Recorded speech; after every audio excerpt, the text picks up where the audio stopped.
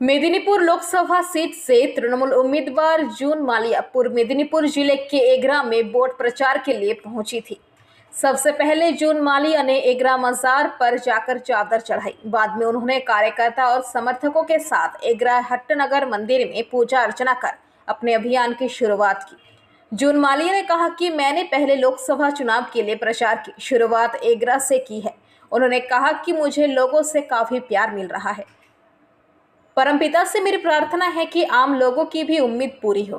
এখনো পর্যন্ত প্রার্থী দিতে পারেনি, সেই জায়গা থেকে জেতার ক্ষেত্রে কতটা আপনি 100% কতটা আশাবাদী?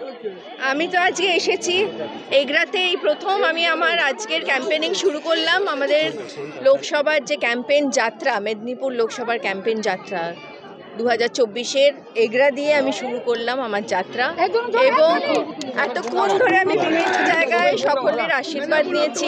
এখন বাবার সামনে আশীর্বাদ নিলাম।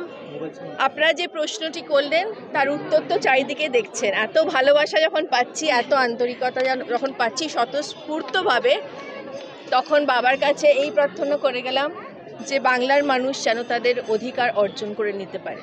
ধন্যবাদ। Bureau report, PVTV news.